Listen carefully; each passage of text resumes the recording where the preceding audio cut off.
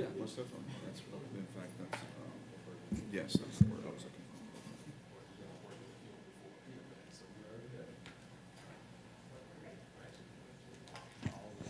for. All right, well, good afternoon, everyone.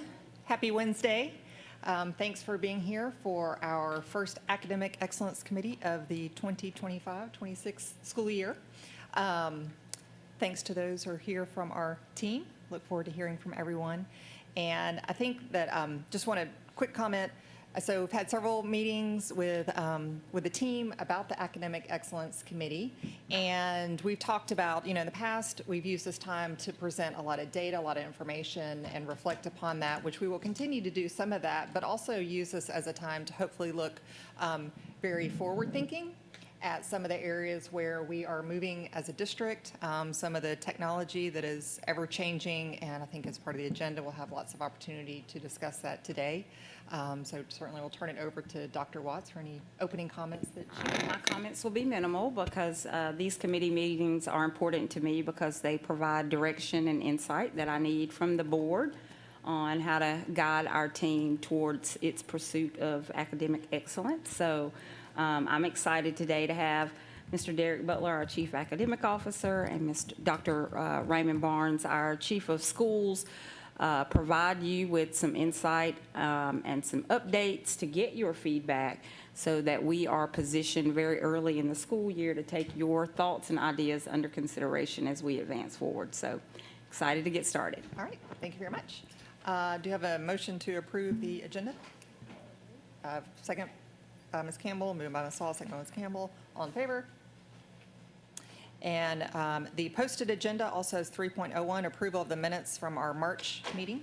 Have a motion to approve? Call. Second by Ms. Campbell. All in favor? All right, so moved. So I'll turn it over to Mr. Butler to get us started. All righty. Well, great afternoon. Thank you, Madam Chairperson, and Dr. Watts. I think you both have teed us up very well for our conversation today. But before we dive into those discussions, I want to really just ground us in our district's strategic priority, number one, and we know that is about our students. And as you indicated, Ms. Grabowski, although we're not reporting on our key performance indicators during our AEC time, we will have an opportunity to have some of those conversations around that data during our board accountability meeting. This time is really about sharing how the work is taking shape in our schools, how our teachers and students are engaged in the teaching and learning experience, and ultimately how we can continue to improve those outcomes for our students, learning and life outcomes for our students. So we'll provide just some general information about the scope of the committee's work today, but we will have an opportunity to lean into performance objective B around advancing proficiency in literacy and numeracy. And this, as you know, is central to our work and where our dialogue will be particularly important today and really throughout the year.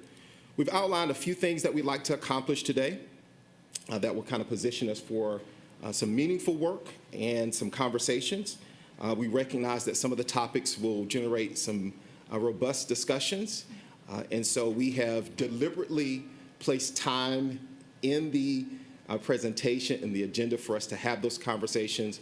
Madam Chairperson, please feel free, however, to stop at any time if you'd like to ask those questions, but please know, committee, that we have built that in so that we can have some robust conversations.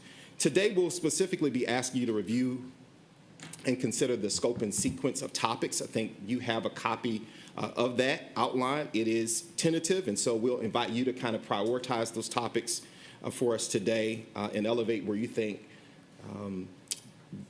we need to prioritize. Additionally, what we'd like to do is kind of zoom in on performance objective B, as I shared with you, and kind of share, much like we did at our media briefing earlier this week, our key academic updates and strategies to give the committee an opportunity to have some dialogue around that. We won't share any of the data necessarily, but we do want to share sort of the forward-facing plan around our strategic next steps. Just keep in mind as we consider both the current programs and practices. Madam Chairperson has already indicated that we also want to use this time to explore some of the emerging practices and programs, how it can position us to refine our work. And then also, as we learned last year from the attendance policy work, the conversation and the feedback that was generated from the board was very helpful to our teams in helping draft the updated attendance policy. So we want to kind of take that model and apply it here for several of the things this year. So there are really 3 buckets, and want to give you an opportunity here in just a moment to pause and consider these topics for conversation. The first bucket will allow us to share information about that will help inform our policies and practices. One that is really important will be our grading practices and policy work. That information has been informed by our recent grading audit, but there's still a lot of work to be done around developing that policy. We've had an opportunity to engage in conversations over the last few months around the electronic device policy. So we certainly want to elevate that as a topic of consideration to help us finalize the draft for that. And then, of course, choice programs and processes has been something that we've heard from our community, we've heard from the board, and so we want to give you an opportunity to consider that as a topic that we'll discuss throughout the year. The second bucket is really just some insight. This is where we take a closer look at the progress on our key strategies. Our observations, again, not necessarily sharing all of the data, but we do want to share how the formative data is helping us make adjustments. So we'll be able to share the story of impact and where we are further prioritizing our work. You'll have an opportunity to hear a little bit about the math and ELA strategies that will be being launched this year. We'll also give you an opportunity to consider the differentiated support for schools model that is being implemented this year, as well as the instructional leadership coaching. And really recently, as of today, our leaders engaged in a lot of that work during their professional development. And then finally, just the third bucket, Madam Chairperson, you indicated about this idea of emerging technology and using this as an opportunity for the incubation of some ideas. This is about what's next. So with that in mind and these topics, I want to pause here. And we're going to pivot.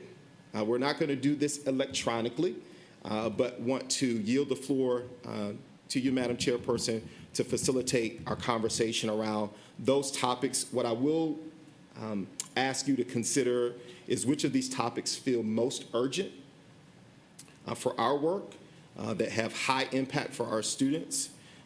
Are there other topics that are not identified here that you'd like to elevate for consideration in our committee discussions?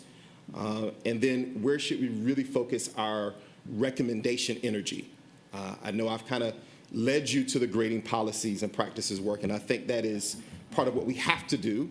I've heard from you around the electronic devices, but if there are some other things, we certainly want to invite you to share that. So, Madam Chairperson, I'll yield to you for our deliberate time for discussion. So, thoughts from the committee. Ms. Hall, I know you're not going to be shy. No, Ms. Campbell.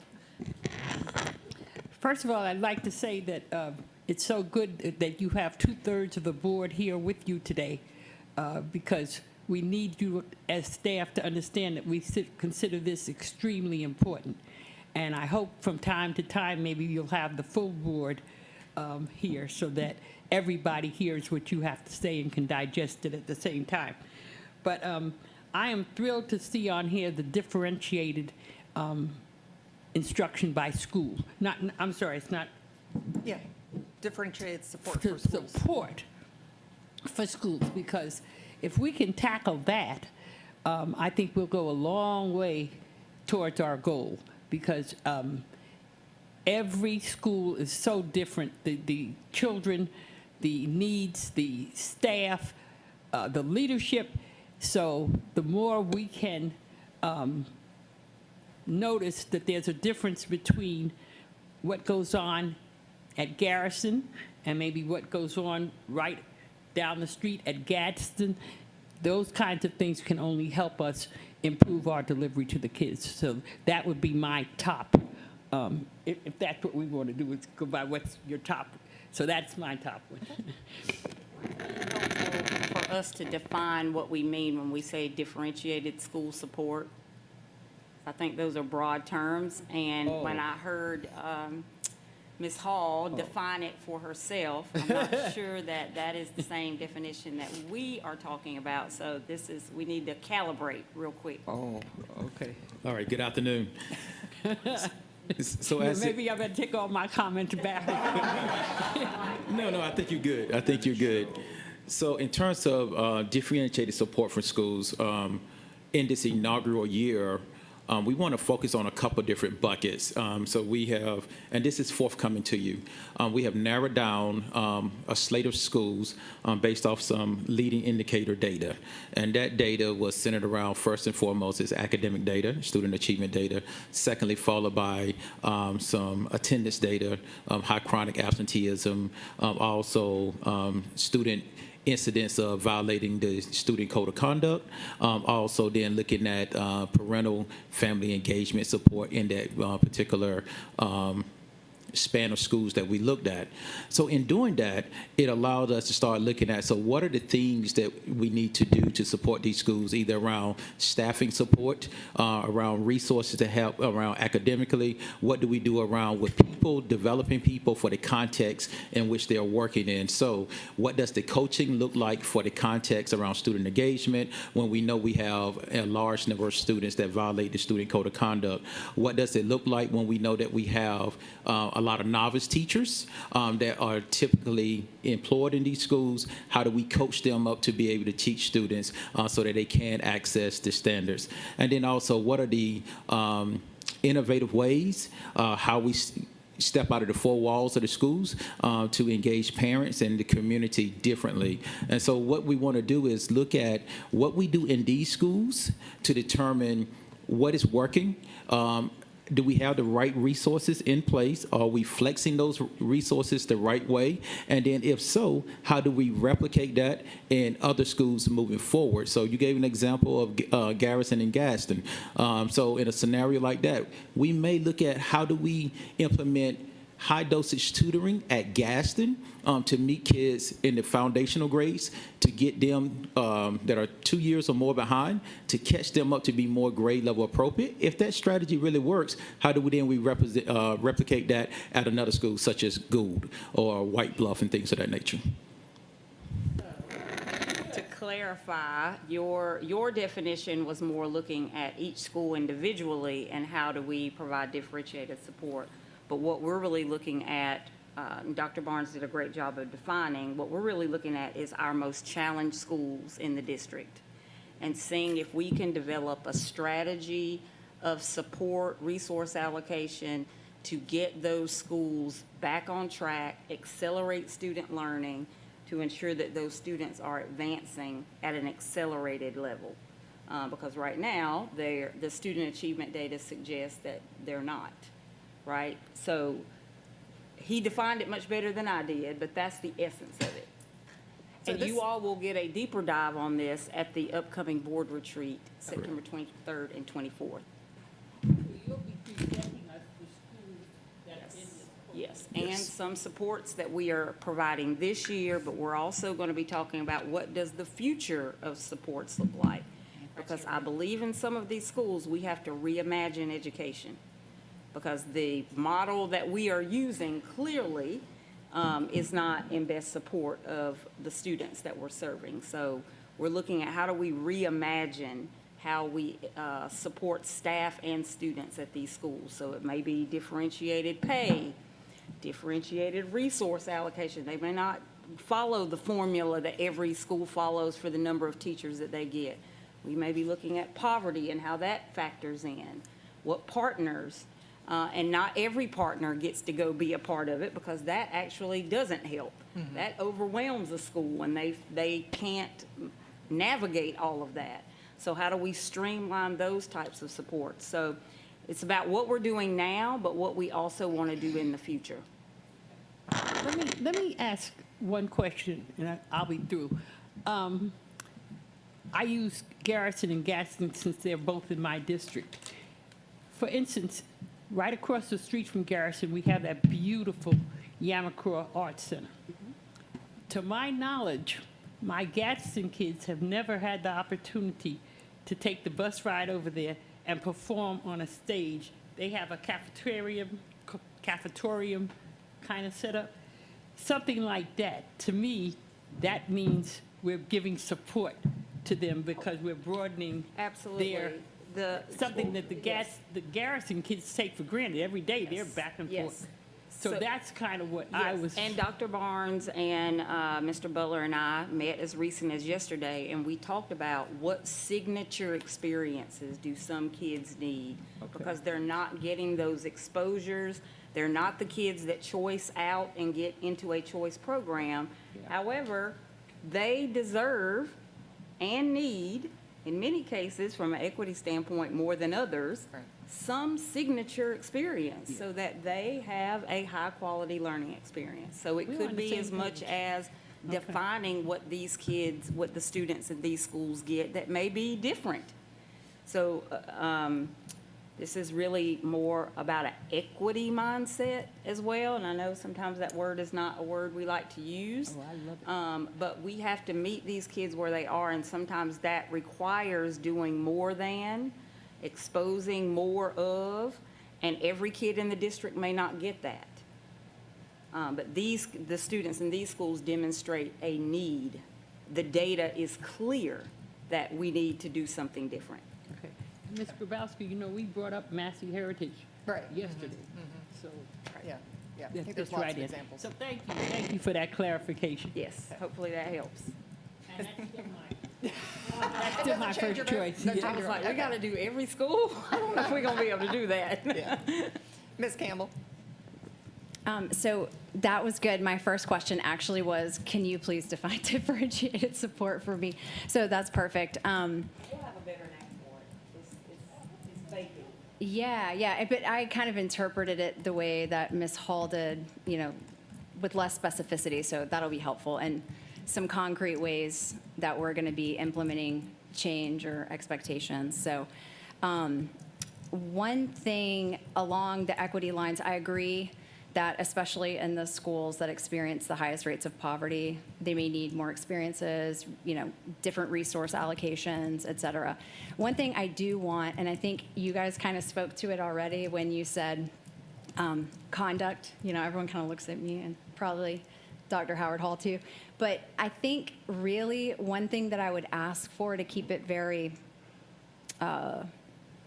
broad and generic of a term is just kind of standardizing expectations, right? Because while I also agree that, you know, some kids need more in some capacities that are beyond their control, we want to elevate them. I do think that, you know, making expectations equal means that we believe that all kids are equally capable. And I think maybe sometimes that's what is, you know, potentially lacking. You know, that when we looked at our grading audit, it was like, why is it that some students are getting a 50 or a 60 instead of a 0? And I understand the thinking there, but really we're measuring proficiency, which proficiency is proficiency. Some more proficient, some less proficient, but we want them all at a standard level of proficiency where we feel like we've empowered them to go into the world and do good things, right? Choice-filled lives. So standardizing expectations from code of conduct, behavior type stuff to grades and kind of formatting a plan. Like what I would ask for is a detailed plan with literacy where we know what we're going to do throughout the year. Details, like, you know, the data coming in from Amira. Now we have access to that. I love what Dr. Watts said in a former meeting about when we look at GMAT scores, we're looking at an autopsy, right? So that isn't helpful because at that point, it's helpful for the state to see where we're at and how well we're doing. But for us, we have kind of potentially missed an opportunity if those, which those are not the numbers I know that we solely look at. But for those on the outside, they think, oh, well, all these students just got missed, right? And so I I want, what would be helpful for me and I think instill some confidence in our stakeholders and parents is knowing that we're checking them very frequently per school, per cohort, grade level, knowing where they stand, and that we have a plan, like specific upon, contingencies. Like if they're still a few grade levels behind and they're in that category of, what was the term? Higher deficiencies, so 2 grade levels or more, that we do the intensive training, the intensive coaching and tutoring, but that it changes dependent upon where they fall, how they do, what we do if they don't, receive what they need in the time frame. If retention is potentially an option with intervention to make sure that they don't fall behind and fall, in the cracks. And then, let's see what my other notes were. I do think one thing that I saw too, and I don't know if this is the time for it, but I'm just gonna say it really fast. One thing I looked at, I know we measure student proficiency, obviously, with the MIRA, the GMAS. Do we measure teacher proficiency? And before anyone panics, I don't mean like, you're good, you're bad. I mean, I know we did a survey, and it was excellent. Yeah, so I think, and the survey was great, because teachers were very honest, and like, this is what I would love more of, and you guys doing that meant that you're offering them and giving them the opportunity to voice where they want growth and professional development. So we are excellent at that as a district. But I was looking into the ways that other states who have rolled this out have done this. You probably already have it ready, don't you? No? Okay, so I'm like, So I looked into some of this proficiency testing for teachers, and really it's less what it sounds like you're holding every teacher accountable. It's more like, where are they at? It was called the TK, the TECOLS and the CCOT. Have y'all looked at this? So it The says, evaluation tool? do what, I'm sorry? The TEKS evaluation tool? Yes. Okay. And it does, like, it tests like the classroom sort of, again, just as a, not that we need to do this specifically, but it opened my eyes to the fact that instead of just testing the proficiency of our students, which is very important, it's also letting us know what the classroom environment's like. And in some of these schools that we're talking about where we need like a better equitable distribution of resources, maybe the teacher needs more in the classroom to engage these students. So if someone's in there monitoring the teaching and offering coaching in some way, or evaluating the teacher, but in a way that is edifying and only promoting their growth, it can only help everybody. And then we're not looking at a score on a MIRA, even if it's monthly, and going, oh, I wonder what happened there. It's kind of like, well, that makes sense because the teacher didn't have enough space for circle time, or. Yep. So that's what I got so far. But thank you guys for this work. I really, really appreciate the opportunity to voice this stuff. Did she vote for which one? Are we supposed to be polling? Well, if we want to do the poll, we can, but I think it's more discussion to give them a sense of where we Well, are. from what I'm hearing, but we're only on one topic, this one is going to rise to the top. But without the polling, I don't know Okay, well, we can do which the polling if ones we want. are at the bottom, Yeah. right? So all I hear right now is, let's do this one, but there are other topics that I don't want to miss Okay. in the conversation. Okay. Dr. Howard Hall? One thing that I think we should consider is the different complexities at each school and the workload of principals. Yes. The number of programs within those schools, the student enrollment, the percentage of SPED population. If you have a school, a high school, for example, with 400 students, as opposed to one with 1,000 students, they should not be on the same pay scale based on degrees and steps, because that's a heavy load. That's a big responsibility. And if you're a student, and if you have 400 students that have a lot of challenges, Yes, you're right. that can feel like 1,000 It can feel like students, 1,000, right? yeah, right. So you can't just look at it student by student. I mean, so the vision for this is to take a look at things like compensation, complexity of a school, how we evaluate and measure teacher effectiveness, how we hire teachers on the front end. I think all teachers go to school to be great teachers, but when you're working in a challenging setting, that takes another level of skills, right? You can be a great teacher at another school that's like average, but to work in a school with significant challenges takes another level of skill set, and we have to be intentional about the leaders that we put in those schools, as well as the teachers that we put in those schools. Every school is not for everybody. And I know we've had discussions around that, some on board accountability as well, as far as looking at the overall composition of the schools. And I think and we also have looked at that in our staffing allocation and trying to increase the We've number of started. APs based on some of those factors. So certainly all of that We've started, certainly yeah. does play in.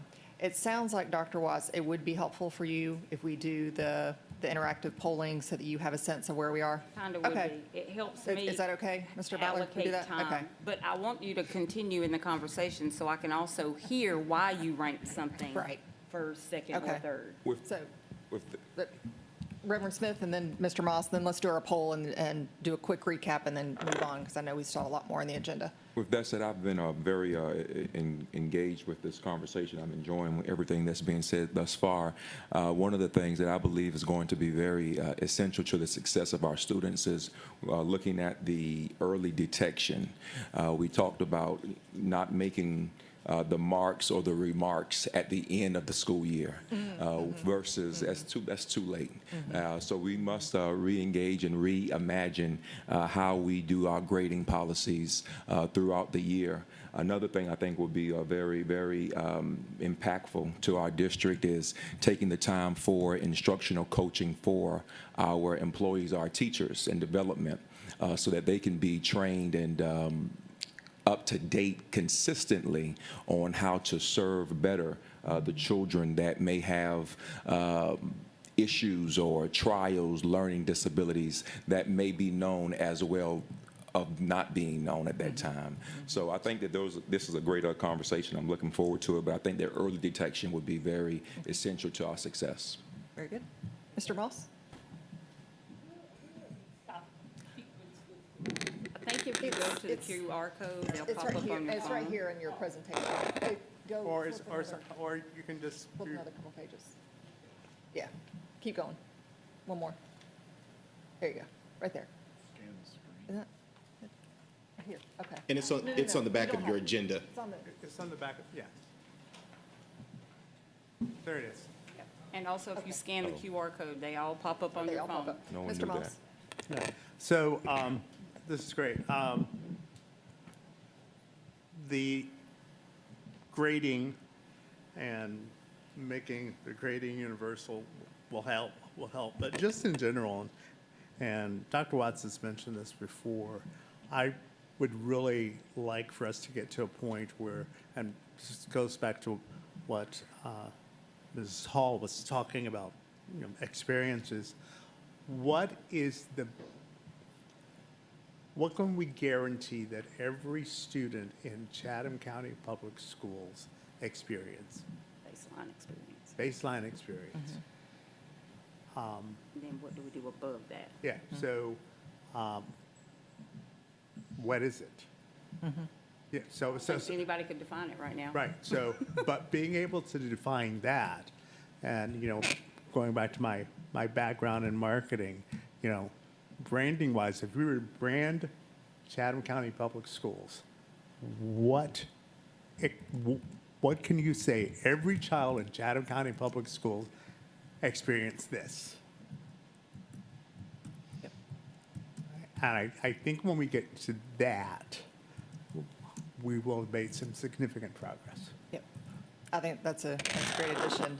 And I think that, so the pilot schools, the differentiated schools that we were talking about at the beginning of this conversation, I don't remember which meeting it was, if it was an informal meeting, but at some point where that was brought up, and I was very excited to hear about us looking at this cohort of schools and piloting a new approach. Because for me, the innovation and opportunities to reimagine, that's the part, I'm very excited about the forward-thinking part of the Academic Excellence Committee, because I think that there's I think that the world has changed so much, but yet we continue to do things the same way we've always done them.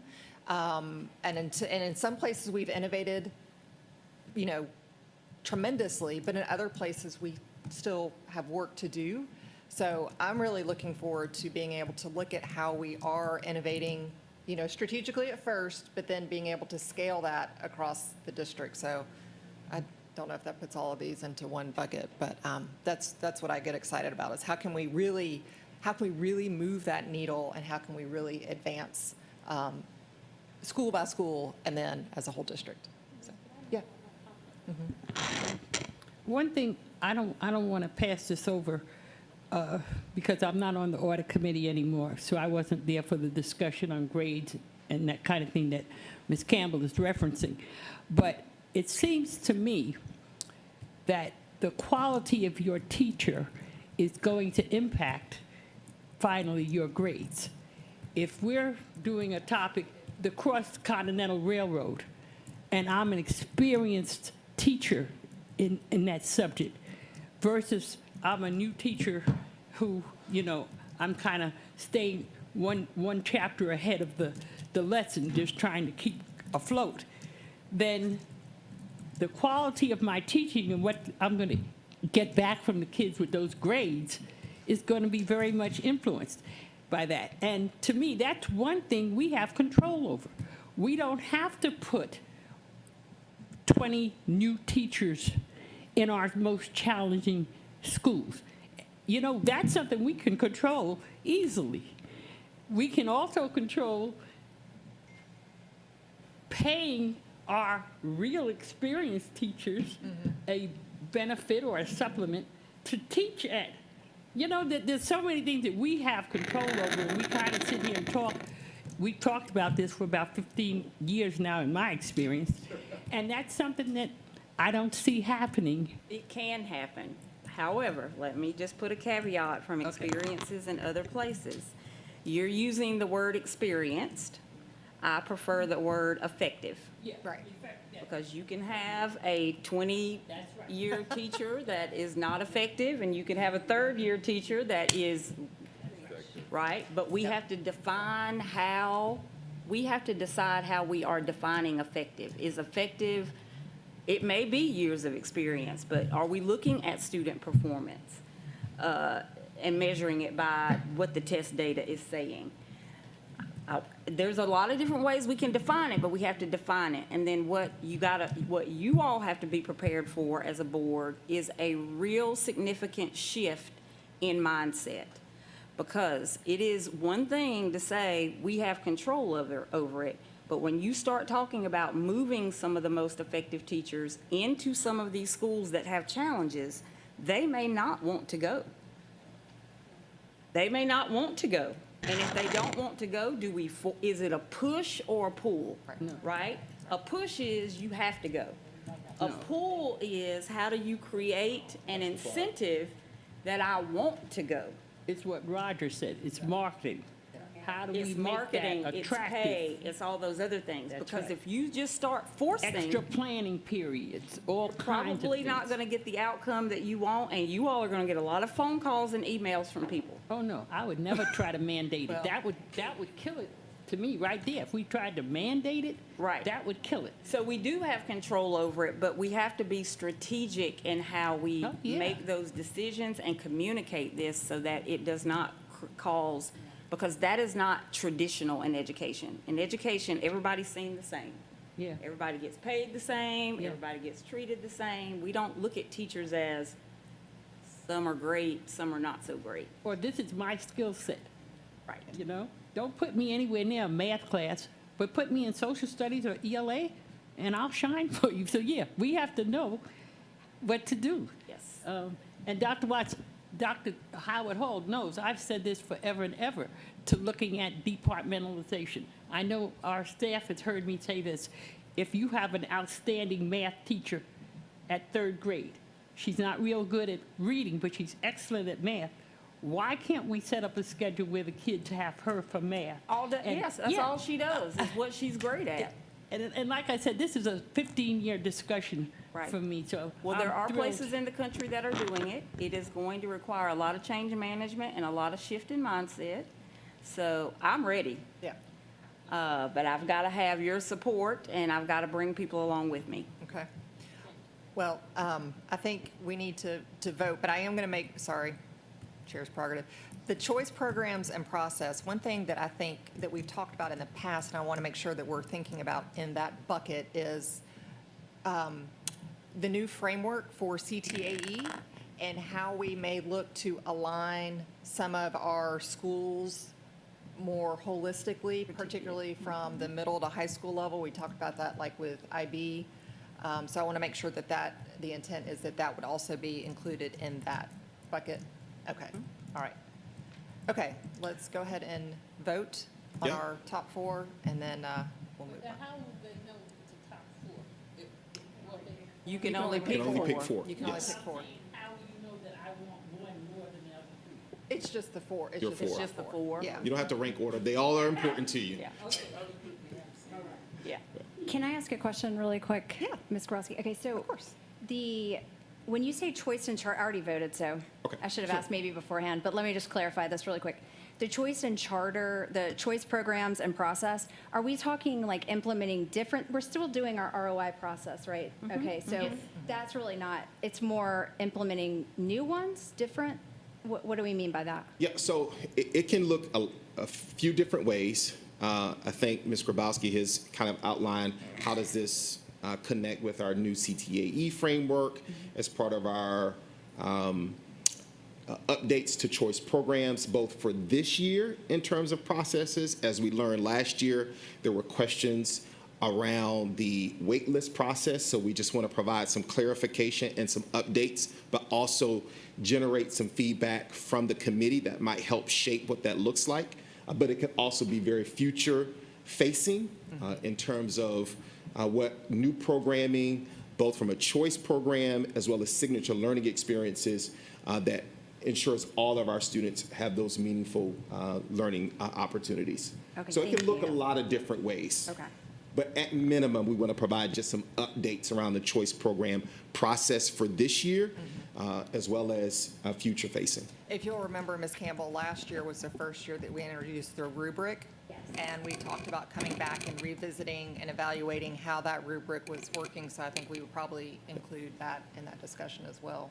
This was very hard when I realized I could only pick four and it wouldn't Yeah. let me select anymore. So just so the community knows too, you guys have a lot that you have on your plate, and I appreciate this, and I'm glad that you're having us prioritize. It makes it real for us too, that you have a lot on your plate. So And as we are much learning respect. now, as I anticipated, very robust discussions, and we're just at 407, and we're the on agenda item Yeah, number like yes. 5/5. We never have enough time. We never have enough time. quite an ambitious agenda, but yes. Yes, okay. Dr. Howard Hall? I see on here emerging technology, but I'm going back to old school. You just can't throw everything away. Right. And penmanship needs to be taught. It's important, especially if you're teaching. I worked with my grandson this summer. Had to teach him how to form every letter the correct way, because penmanship is no longer a grade that they give, and it was a reinforcement because he was able to write the word as he, spell the word and say the word. So we're so, with a mirror and all these other different IA and technology, we're missing out on handwriting. They need to be able to write, journal, be creative in their writing. I need to go ahead and get my book published that's been sitting dormant on writing letters, Right. on being able to write. It's nowhere in here. I don't know. I know with language arts, it's supposed to be a part of language arts within that subject area, but handwriting is being lost. Yeah. Yeah, that's. So the more we- we'll share some Okay. of that information as part of our key academic strategies and updates. Just a snippet today, but this will be a great opportunity for us as we think about our math and literacy implementation updates in future academic excellence committee meetings for us to have some of those conversations, particularly as we Yeah. launch our new ELA standards. So thank you Especially for for that. the younger grades, pre-K through second, if they're on the computer, a mirror and computer, when are they actually writing? Yeah. And that helps develop their fine motor skills. So. Well, and I think, Dr. Howard Hall, that's part of, and I wonder if we call this emerging practices, so that it's not limited to just technology, then it's a more holistic approach and conversation. But to your point, I think talking about emerging technology gives us the opportunity to reflect on how those changes may have unintended and negative consequences along with the opportunities that come with them. So there's both sides. Colonel Smith? Yes, quick question. I hope I'm not jumping the gun too bad on this one, but I know that we just got done testing or answering these questions about our top 4. Is it bad to ask Dr. Watts and Mr. Butler, what are your top 4?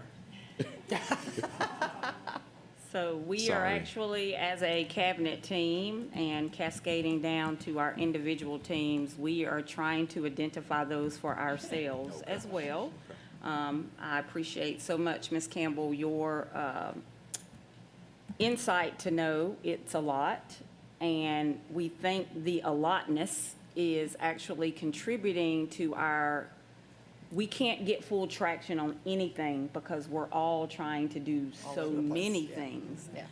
And so we are going to have to refine and get real focused, and that's going to be a discussion that we also want to have in the retreat with you all. I think this is a first bite at the apple. But I know personally, at this point, I've got to get myself focused, and then I've got to help them, because as crazy as I am, that just cascades down to them. And we're just chasing. Yeah. We're chasing things, and I don't want to chase. Yeah. Right, It's so. hard to move forward when you're always chasing. Okay. Are you ready for has everybody voted? Ready And for- Madam Chairperson, I will yield to you, but we can show the results, or we can just share those results a little bit later. Let's look at them super quick, I want to see them real quick. and then, because otherwise I think we're all just going to be like, why don't they show us? Yes, I want to see. All right, let's see.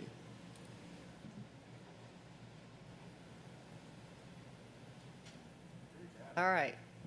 Grading practices, pretty strong support, differentiated support, the instructional leadership and coaching, and that's one that we approved. I know we approved the budget for that a couple meetings ago. Tutoring, cell phones, we know we have to deal with, and Yeah, we wow, have to do that. about the only one you can take off your list, it looks like, is summer learning experiences.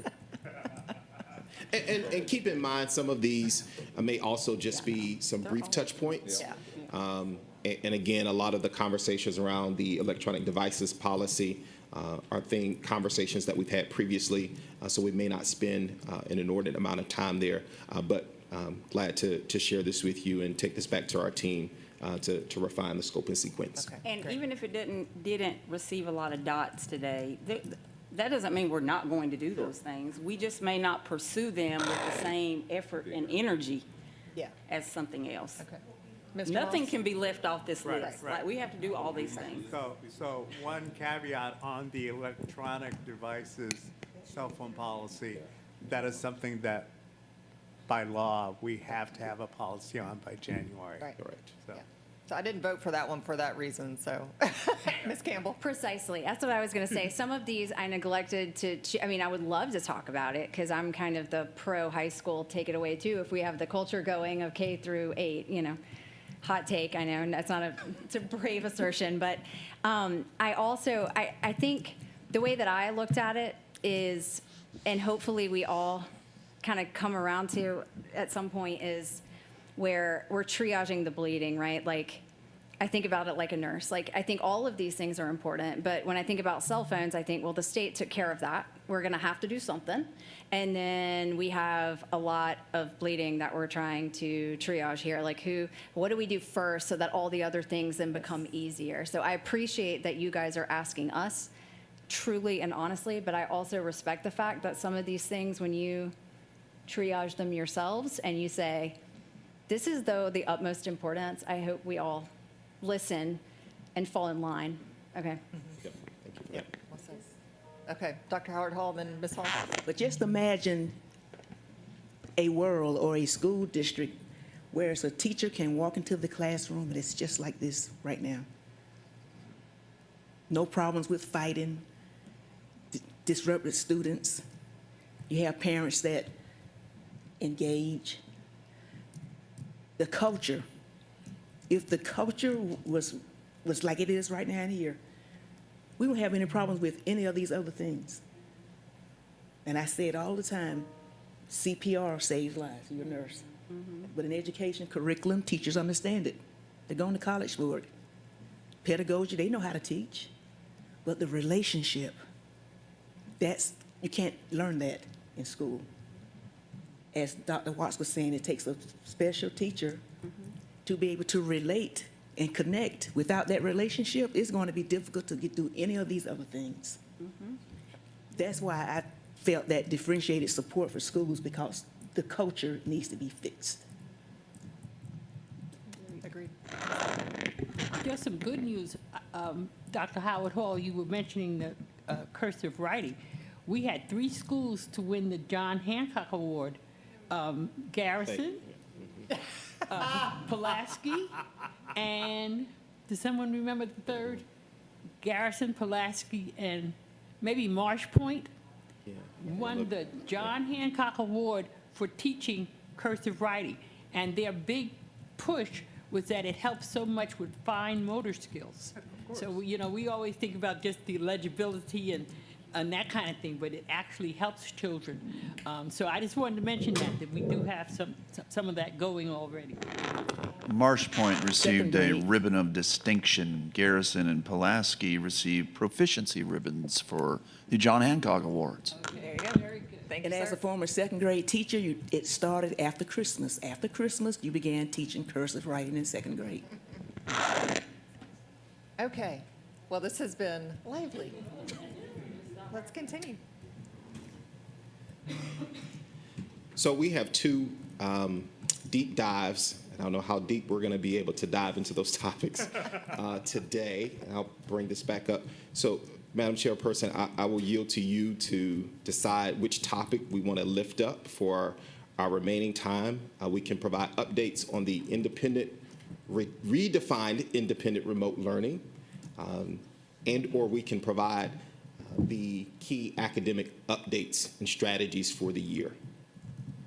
So are we going to be covering one of these topics at the retreat at all? Oh.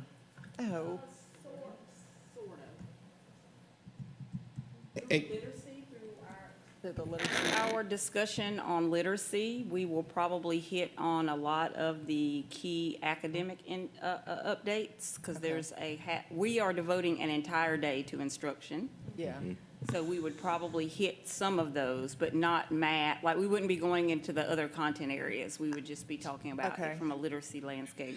I tell you what, I would suggest, so the remote learning, I think we can read and understand that pretty well on our own. And if we have questions, perhaps we can have those offline. And I think that the math and the ELA obviously is so fundamental to academic success. Let's spend our time there if that sounds agreeable. Anybody? Everybody good with that? Does that work? Okay, so let's do that. Let's jump to math and ELA. Okay, awesome. At this time, I'm going to turn over to my colleague, Dr. Barnes. Pass the torch. I've been up here too long. There we go. Thank you, Mr. Butler. So a good portion of what was discussed today may even show up in the feature slides. So some of the key strategies that we already have in place that are moving forward that we would like to monitor over the school year, and that we will monitor over the school year to determine how we are measuring up to meeting our KPIs, and also how we're ensuring that students are learning, falls around these 4 buckets that you see of strengthening our core instruction. We firmly believe that you can't intervene your way out of a learning deficit. We have to get very tight with core instruction and teaching the Georgia standards. And so that is very important. And so the work that we're doing, we know that we have implemented curriculum, a provision curriculum, but it's also the internalization of how to use that curriculum as a tool to teach the standard around the high expectations of what the demands that the standard is asking students to be able to master. So part of the work that we have been doing, and it actually happened today with our leaders, is getting tight around 45-day plans, getting those strategic plans to teach core instruction better. The second thing is closing the literacy gap. We know that to close the literacy gap, we have to be very tight around core instruction, but we also then have to have structured plans around intervention to help do that. The third thing is around coaching and developing. The two things that I mentioned earlier, those are all the what's that we're going to do. This third bucket around coaching and developing, that is how we do that work. And so some of the conversation that we had earlier, you know that you've already approved a budget for us to really dig deep into instructional and leadership coaching around teacher development and leadership development. So that is a third bucket that we are monitoring. And then that fourth bucket, which we will be bringing to you in the near future, is around differentiated school support that we talked about earlier today. And go back to that slide. Ms. Campbell mentioned monitoring and not, and Mr. Smith mentioned monitoring and not waiting till the end. If you see the through line of monitoring, we've got to do a better job of plan, do, check, act. We cannot wait till the end to do the check. And I personally have to have a way at my level that if you ask me in October, how are the students doing?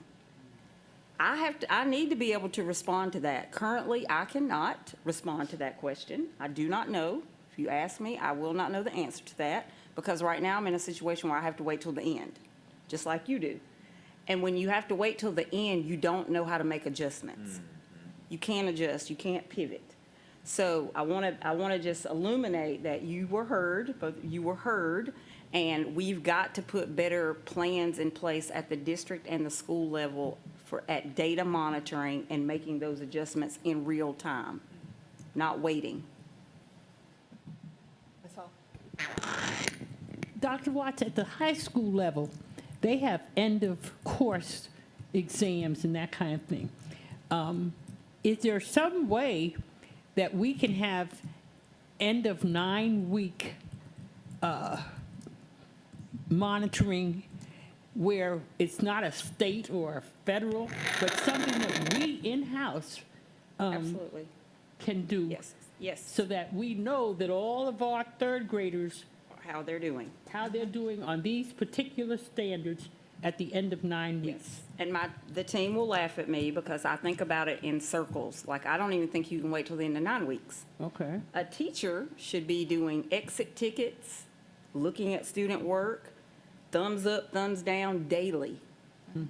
And as they get data on a daily basis, the next day's lesson plan should be adjusted based on the data that you collected in class on that day.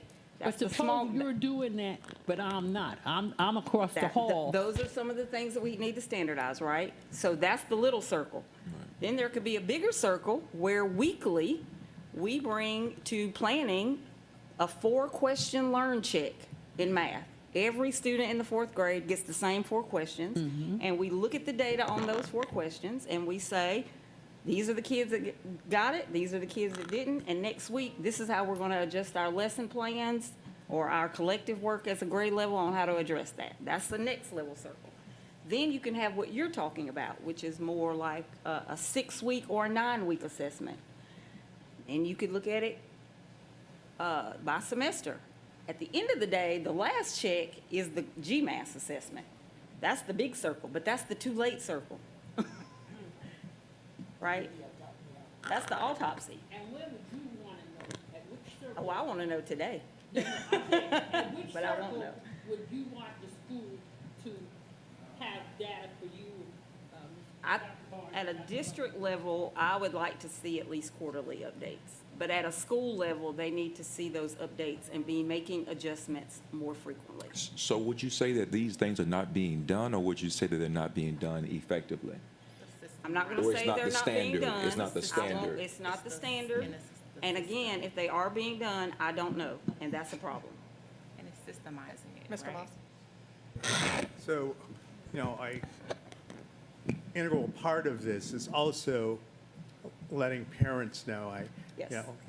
One of the things that I used to tell my children's choir directors is, if they ever had a problem with a kid, is, so at the beginning of the year, did you tell the parents how great the kid was doing?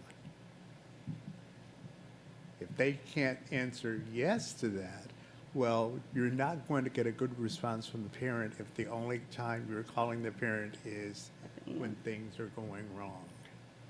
So And I know that we are boosting more communications with our parents about the use of Power School or whatever, but and now that we have Ms. Triple, any communication that we can get to parents as to this, because parents need to know how their kids are doing. And because parents are learning the same time we are at the end of the year or right before graduation, your kid's not going to graduate. You know, if parents can get that constant, and also the good and the bad. All right, Dr. Howard Hall, and then let's move on. Just want to share a quick story. Miss Gillens, she was principal at this time at Brock, and I was a program manager. So I went out there the first day of school just to, visit. And I noticed this little boy was shadowing her, following her foot to foot. I said, why isn't he in class?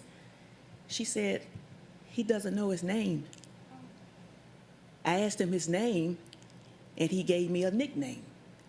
So I said all of that to say readiness, developmental readiness. I remember when we were campaigning, it used to ruffle Mr. Moss's feathers when you said, meet them where they are. I don't want to hear that. He used to get all upset about it. But that is what we meant by that. You're teaching one child his name while others could start reading, come enroll in kindergarten reading. So closed literacy gap starts at the very, very beginning, the minute they step into school. Their background, we don't have control from 0 to 3. That's why we have the 3-year-old programs. But that thing still breaks my heart. I cried. This baby didn't even know his name.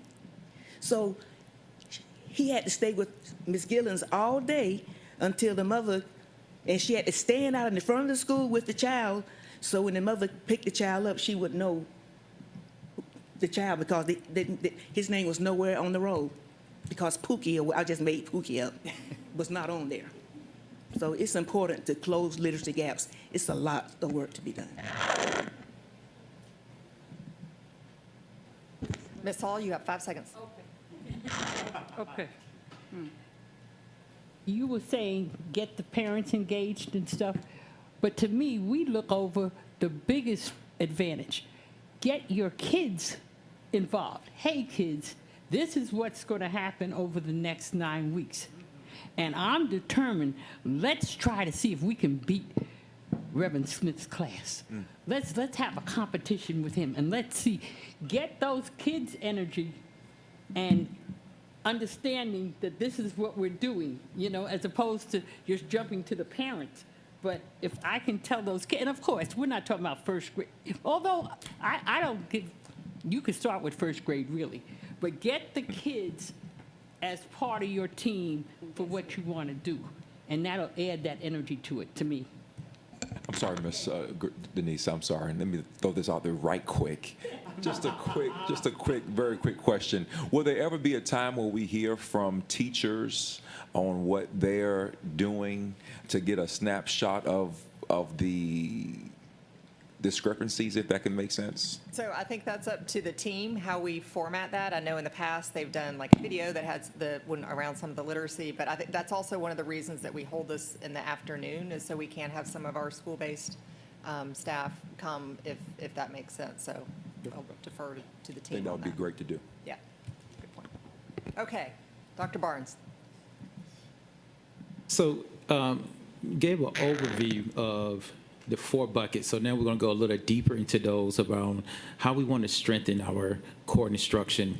And so one of the things that the question that we asked earlier is defining what is the student experience for all students in our school district. In terms of a core instruction standpoint, this is where the foundation is. In this bucket, the core experience for all our students. And we're focusing around ensuring that they all have the set of resources, which is the curriculum that was provisioned as the floor, not the ceiling. Like that is the floor for everybody to stand on. And then we're focusing on how do we engage them in the actual task that is being asked of them. So that is the floor. The second part about that is the implementation of the revised new standards. And so we've set a goal for all of our schools to have 100% of them implementing the new standards this year. We got to make sure we're teaching kids the standards in alignment with the state of Georgia. So that is the foundational thing. And then the last piece where it talks about amplifying the instructional planning process and internalizing the lesson. This goes into the part around helping teachers in their pedagogical approach. So they plan the lesson, they internalize it, they unpack the standard. Then from there, it goes to lesson plan, and we coach the teacher on how to deliver that lesson at a high level so that students master the daily objective. That's what we mean by strengthening the instructional core. On the right side there that you see around close the literacy gaps, we know that before students get to 3rd, 4th, and 5th grade, we got to make sure in the foundational grades, those skills are strong. And so intentional work to ensure that students are learning to read so that once they get to 3rd grade, they're reading to learn. There is a big distinction there. And then as you go over to another bucket where it talks about prioritizing procedural fluency and problem solving to strengthen critical thinking, those basic 21st century skills are the foundational things that students must be able to do in the earlier grades in order to make inferential skills in text, in order to understand author's purpose in text. So we have to do that early on in our literacy instruction. We know that sometimes there are gaps. So that's when we double down as students are in higher grades. We have to intentionally focus, what does it look like to teach literacy skills in upper grades? Because many of those teachers were taught to teach English language arts, the art of language versus literacy. And so this is why we're doing intentional professional development in the science of reading in our secondary schools as well. And then lastly, what I referenced there, the science of reading, and then looking at what we do with our REP teachers in middle schools and really strengthening that literacy block for students that are not on grade level yet, but making sure that we have a streamlined approach in those literacy blocks, how we teach the students, what resources we put in front of them. So once they leave that block and they go back into their core instructional block, they have a stronger chance of accessing grade level materials and standards. So, Say we don't have a secondary approach or strategy. We do have a secondary approach or strategy that maybe we have not talked about it with as much bravado as we have our K-2 experience, and that was very intentional. We could not start at high school with this. We had to start at the foundational level, and that is what we have done, but we are rolling out some new strategies to address secondary reading deficits. okay, so will that cover both middle and high school students? That, Go ahead. No, you come on up. I love the fact that they can both answer the question though. Yeah. So what you see in the REP class, that is in our middle schools. okay. Okay. So what about high school students We that are gotta still get there, continuing we to gotta struggle? get there. I can't Okay, boil the okay. ocean. Okay, Okay. okay. Are there tutoring strategies or something that we can do to Yeah. to bridge that? I know it takes time, and sorry, but is there something, I mean, we got to have something to bridge Yeah, that so gap. we are exploring a tutoring initiative. Okay. I'm not going to put the name out there at this point because, we got to go through all That's the fine. logistical pieces. But we are exploring tutorial opportunities, particularly for students once they get to high school. Okay. In that 9th grade. Okay, okay. And then one more quick question, and then we'll do a round robin. On the back of the core instruction, for the lesson plans, how much do teachers have to develop their own lesson plans versus, Ms. Burkett, versus, because when I hear like teachers going and planning and like, surely every teacher doesn't have to, I mean, surely there's a baseline, sorry. So we've come a long way with lesson planning.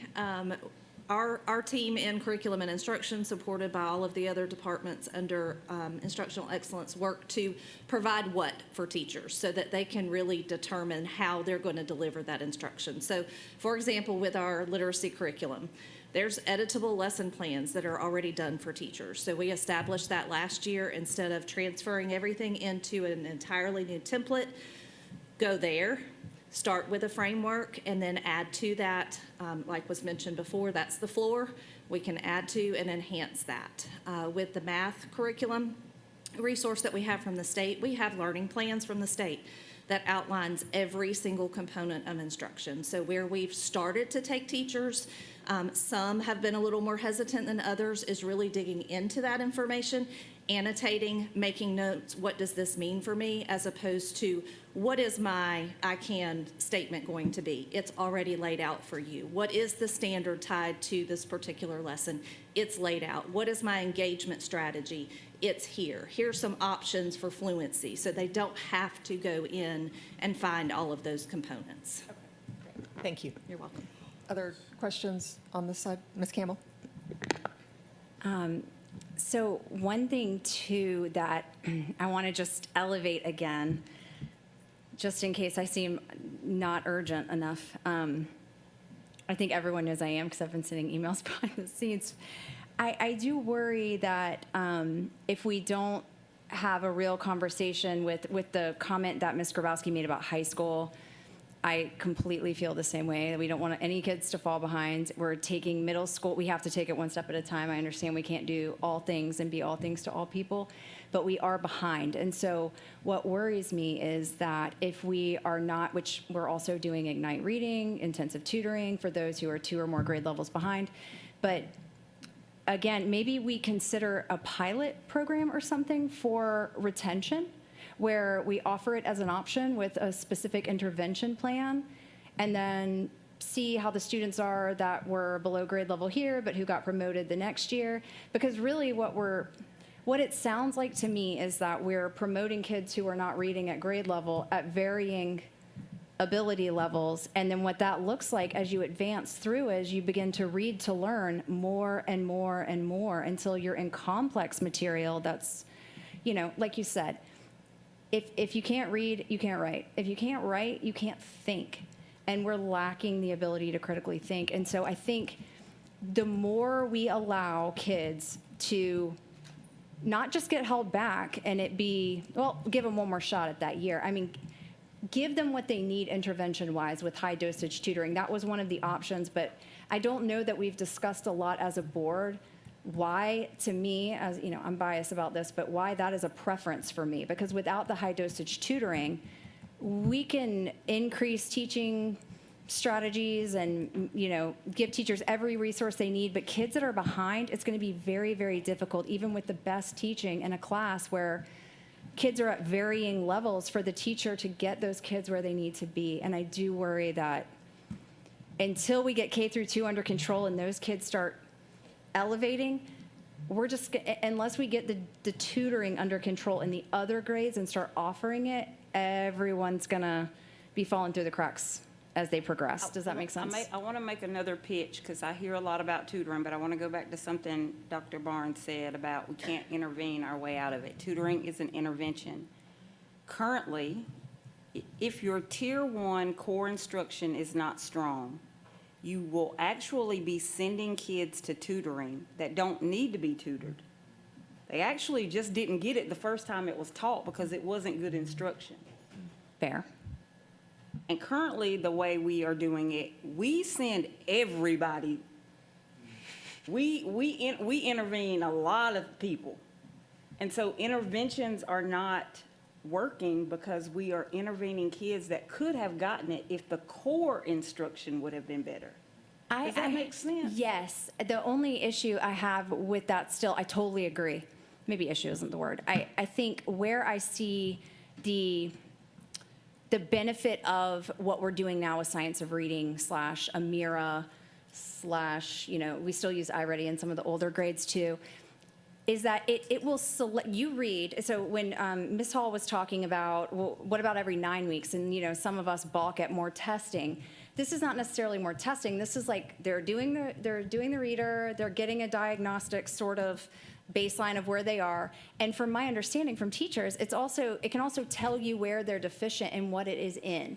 If it's decoding, now we know. Now if they need intervention for that, we can give them intervention. And I don't mean that everyone needs Ignite Reading, but I would proffer that more need intervention than don't, because even if their instruction was just not great the first time around, they may be 3 grade levels ahead from where their instruction was lacking, and they never got there because they were always just slightly behind every grade level.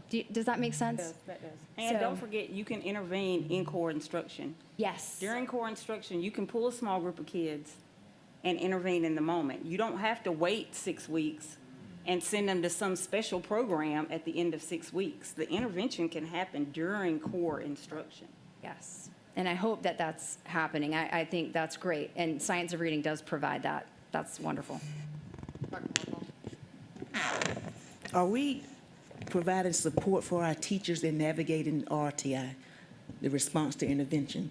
Because I think that's an issue with a lot of the teachers, with It is. having those resources easily to be assessed and available, that, those different tiered layers in RTI.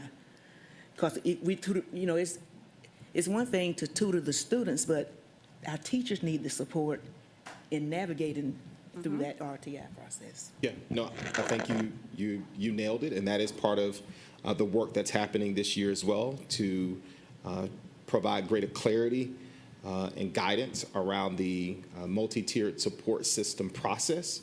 Obviously, that work is happening on the literacy side for our K-3 teachers and students, but there's an opportunity for us to provide additional support for our teachers 4 through 8, as those students also are in need of intervention support. And so you talked about Amira, you talked about iReady, but beyond that, or in addition to that, it really is about that small group direct explicit instruction that addresses those deficits. So don't want to limit our conversation around intervention to a tool when it's really about the instruction and meeting the students' needs.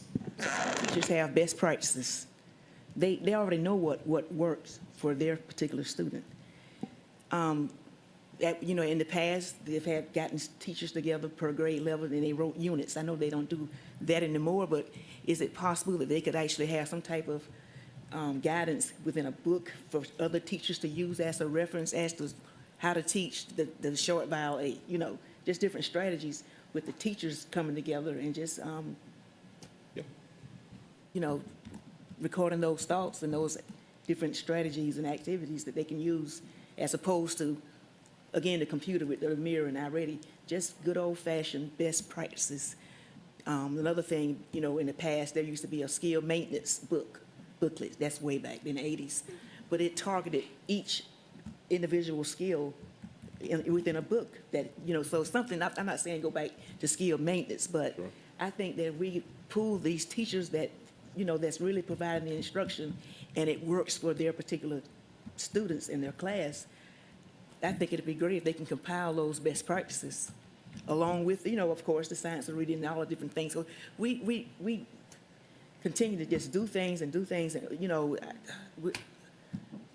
it's about right, it's providing the right resource for our teachers and not all of the resources for them to choose from. They shouldn't have to fight for it and Or figure it out. Google it and guessing at it, and it should be there at their fingertips if it works. All right. Are you ready to move on? All right. Well, we got 2 more slides, and we got No more minutes. no more minutes. So let's, did you have something else you want to say on this one, Ms. Hall? I want to say something about high school reading. Okay, go ahead. I'm sure everybody in this room in 9th grade had a required reading list. Do our freshmen all have a required reading list at all of our high schools? I'm not going to mention any high schools, but I do have a relative, and every freshman at her school has to read When Asia Was the World.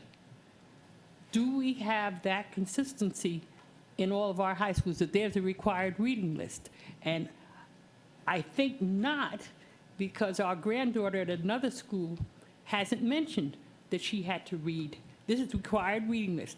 Did everybody here have a required reading list in high school? I bet you did. So I just want us to address so that people know we're not just talking about kids who are deficient. We're talking about our real bright go-getters. We have something for them too, and we need to make sure everyone knows that we're looking at all of our students, you know? So that's, thank you for letting me say that. To answer your question, Ms. Hall, we do have provision curriculum for each grade level, for each course at the high school level. And in each of those, that curriculum, there are readings that are built into those units. And so every high school has the same units that they use, depending upon that course. So the answer to that is, it may not be necessarily a specific text, because we're teaching skills, and we're teaching standards, and we just use the text to support the skills that we're trying to teach. Yes, ma'am. And the text that the students read will depend on the classes that they're taking. Right. Correct. Yeah, so there'll be so there's going to be variation. To me, that's not strong enough literacy. That's,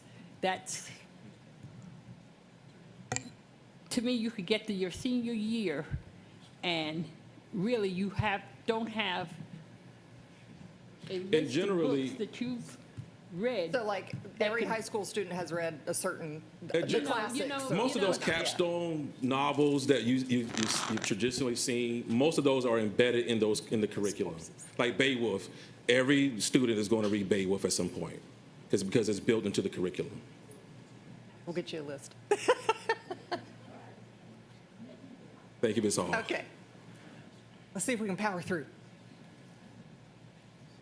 All right, excuse me. So on this next slide, we've had a lot of conversation already around the differentiated school model.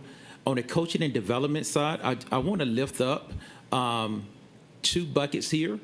And I think it would go back to an earlier conversation around implementing a robust predictive assessment system and also using a data-driven for instructional protocol to help drive our student achievement. So what we're going after this year is to ensure that we are analyzing student data the same way across all schools, and we're using a structured protocol so that we understand what students know, what they don't know, what the gap is, and how we're going to reteach those lost skills or the prerequisite skills that students need to know in order to demonstrate mastery.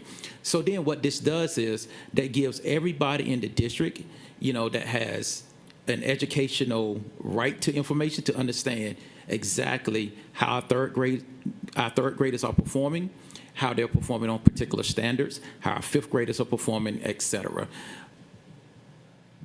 The reason behind this is, in order for us to move our school district as a system of schools and not just individual schools having, pops or declines, if we do it in a systematic way, we know exactly what's working across the school district, and we can move all schools, consistently across the continuum.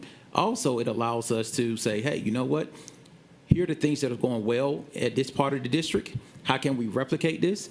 And it doesn't necessarily mean that it's a particular school by socioeconomic status or funding source. There can be things going on great at every school, and we can lift up those bright spots and share them across all schools in the district.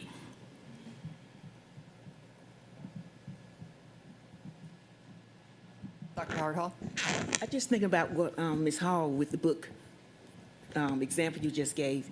When I went to Delaware, we went to visit the school that was high poverty, low achieving school that they turned around, due to the science of reading. From grades K through 8th, they had the same book. It was the book of the month.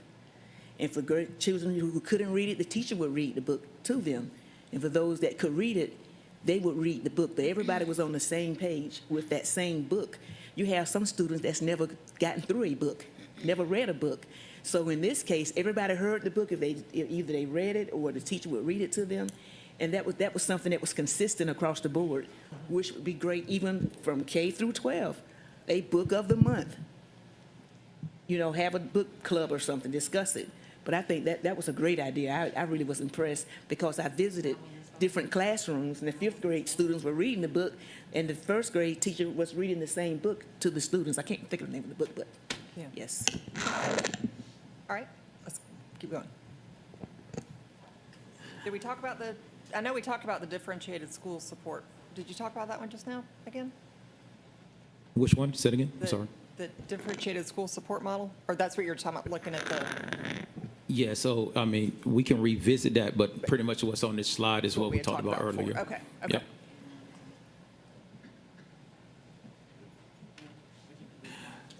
This next slide speaks to a continuous improvement cycle of how we monitor data. And it's just not instructional data, it's all data surrounding our school. And so we want to get into this mindset of, as Dr. Watts mentioned earlier, the plan, do, check, act, continuous improvement cycle, so that as data comes in, we use a PDSA model, study the data, what worked, what didn't work, and continue to move forward. This way, we know that all schools, all teachers, all principals are looking at data in the exact same way, having the exact same types of conversations, and asking the same questions.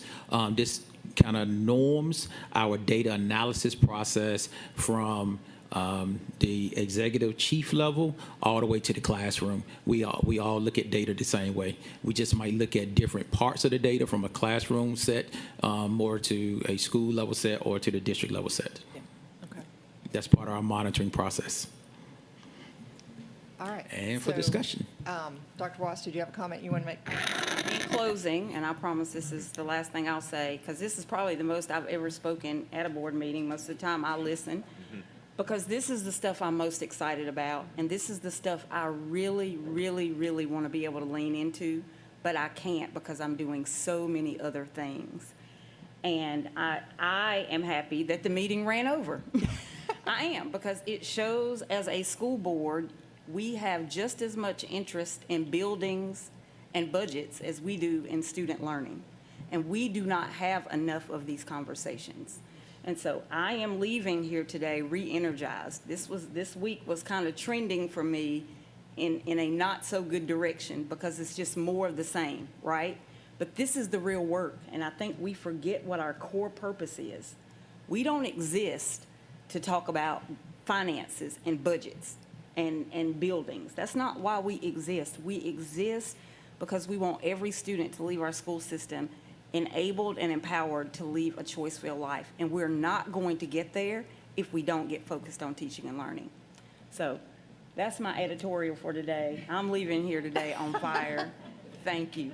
Well, I think that is, I think it's absolutely wonderful, Dr. Watts, and I think you're absolutely right. I think that, when you came into the district, you did this comprehensive sit and listen and learned a lot, and I think you've been dealing with things that are all part of the support systems that lead to a strong education, but trying to prop up the supports, you can't get to that fundamental pillar.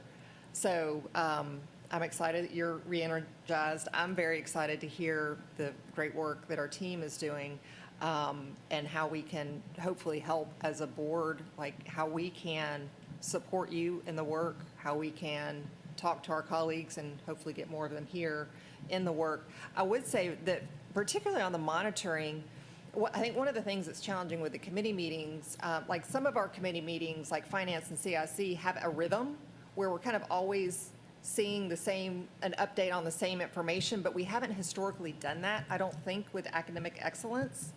And I think maybe there's an opportunity to do some of that so that we can kind of see how these strategies are then moving into effectiveness and where you are making those pivots. I don't want to create extra work, but I think that having some of that consistency could be really helpful, particularly for us as a board. And then the other thing that I guess I had a question on with the monitoring, and particularly, I love that we're looking at this baseline experience because, ever since day one when I ran I think all of us have said, we want every single student to be able to go to any school in this district and know that they are going to get the highest quality education. And I think that's what we are all absolutely striving for. So I appreciate the look at the consistency, one question I have is, how are we picking up the innovation or the differentiated practices that are happening at schools? Like when my kids were at STEM, every year they have a challenge that they face. Like one year, the grand challenge is water, and that's integrated into every subject, which I think makes it more exciting for the kids. So how are we picking up those kind of differentiated things that each school might be doing? Yeah, so that's a good question. And the protocol that we use as how we analyze data, it is grounded in the PDSA model. So the S means we study the data, and that's what we interrogate and ask a lot of probing questions around. So how did this happen?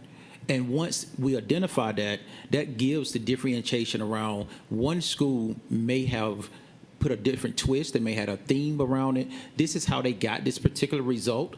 As we study that data, it allows us now to go back and start all over playing around a lesson learned in that group of schools, and then move forward with another round of continuous improvement. But it is important that we have fidelity to the model of our data analysis protocol. We plan out, we have the best plans, we execute it well, that's the do.